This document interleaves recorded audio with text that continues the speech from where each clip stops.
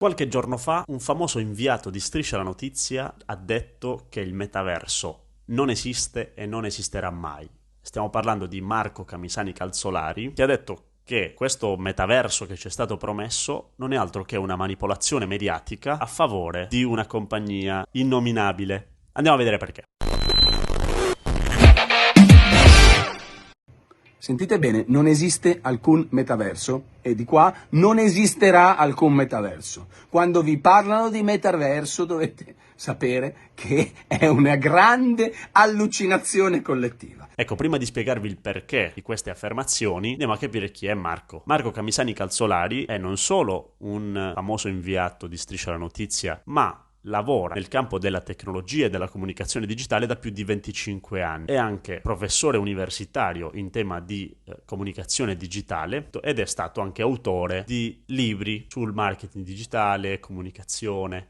Insomma, è una persona che sicuramente è dentro questo mondo da qualche anno. Le sue parole hanno un certo peso. Che cos'è che dice? Ecco, Marco in questi video, che vi lascio comunque in descrizione, dice che la promessa del metaverso che ha annunciato Facebook, che ha annunciato Meta, Facebook sembra quasi un termine bannato dal web, quindi non si può più pronunciare, bisogna usare la parola meta, è semplicemente una strategia brillante, geniale, ma allo stesso tempo malefica di Mark Zuckerberg, che stava comunque al comando di un'azienda in caduta libera, con dei problemi notevoli in tema di privacy, e quindi lui ha trovato questa strategia brillante: cambiare direzione, cambiare rotta al suo colosso, chiamarlo addirittura Meta, e di associarsi non solo al metaverso, ma anche ai principi, ai valori che porta dietro il metaverso. Che, attenzione,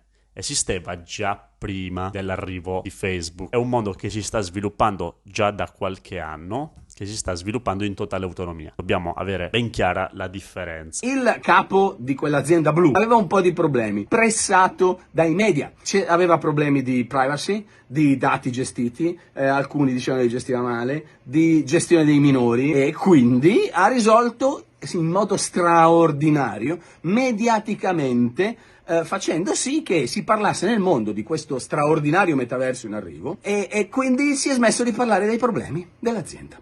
Improvvisamente è diventato che hanno fatto un'azione straordinaria, io credo la più grande a livello mediatico di rovesciamento delle cose. E improvvisamente è diventato l'azienda, è diventata la promotrice buona, beniamina di quello che sarebbe stato il metaverso. Un mondo, come dire, condiviso, decentralizzato, virtuale, un mondo per alcuni ideale. L'azienda, appunto, del nostro omino blu l'ha incarnato. Questo è importantissimo, sono assolutamente d'accordo, bisogna distinguere le due cose, l'abbiamo già detto, bisogna fare attenzione alle promesse che vengono fatte, insomma, da un'azienda del genere, soprattutto con il passato che c'è dietro. Probabilmente tutta questa tecnologia, anche la blockchain, il 99% dei casi di utilizzo sono portate da strutture, da aziende assolutamente centralizzate. Bisogna distinguere quelli che sono gli utilizzi, ok, quelli che sono le piattaforme che ci danno accesso a una tecnologia, dalla tecnologia in sé. La tecnologia in sé, come abbiamo visto negli scorsi video, è una tecnologia decentralizzata con dei concetti di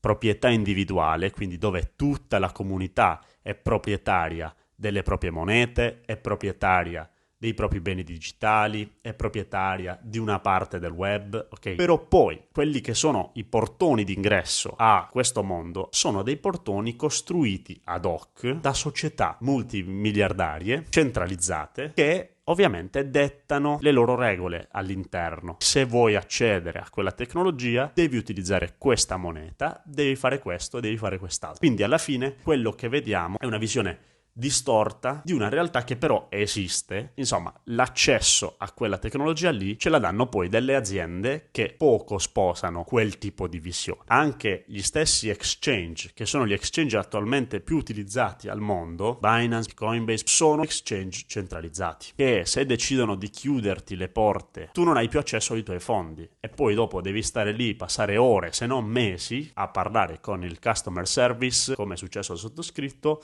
per recuperare determinati fondi, ed non è detto che insomma si recuperino si recuperino. Leggiamo notizie di aziende che si buttano in questo mondo, ma questo, anche se sono grandi, non significa che quindi necessariamente loro ci credano, loro decidano di fare un grande passo in quella direzione. Galleria d'arte, che vuoi che faccia in un momento in cui si parla di NFT e circolano un mucchio di soldi? Se li va a prendere, a prescindere dal fatto che sia una bolla o meno. Il fatto che le big company stiano entrando in questo mondo non è garanzia alcuna. Loro stanno semplicemente sfruttando questo hype, magari non sposano la causa, sposano il fattore economico, quello che ne possono recuperare. Nella realtà cosa accadrà? Sarà l'evoluzione di un social network che vivrà anche all'interno di un mondo in 3 dimensioni, che potrà essere consultato sia attraverso i device dedicati, sia attraverso interfacce 2D per vedere un mondo in 3D. Insomma, alla fine stiamo parlando di cose inusabili. Non sarà così. Saranno mondi centralizzati quelli che funzioneranno. Ma non ce n'è metaverso. Non sarà la risoluzione di tutti i problemi. La blockchain non è la risoluzione di tutti i problemi.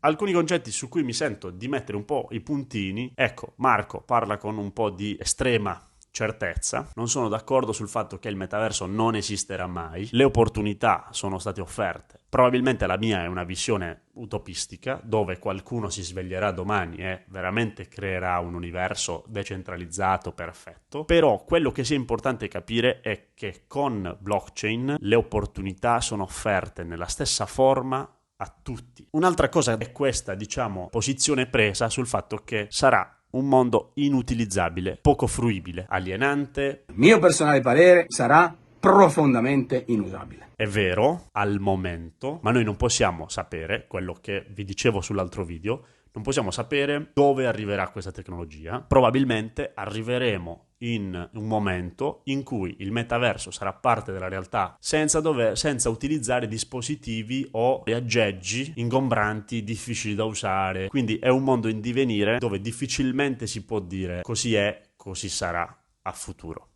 Che sia probabilmente sempre un gioco delle big company, ragazzi, possiamo starne abbastanza certi. Che poi dopo vengano messe in discussione, ecco, come è successo con Netflix, che ha distrutto un altro gigante ed è diventato un colosso. Quando si parla di la ricchezza si sta muovendo, la ricchezza si sta distribuendo, è proprio quello. Cioè, il potere passa ad altri individui, ok? Che magari hanno la possibilità di scoprire, di trovare una soluzione a una tecnologia, e dall'oggi al domani diventano anche loro dei colossi, ma comunque saranno delle realtà centralizzate la maggior parte dei casi.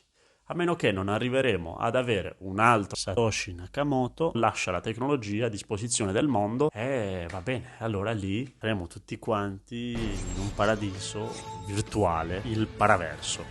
Welcome to heaven, motherfuckers.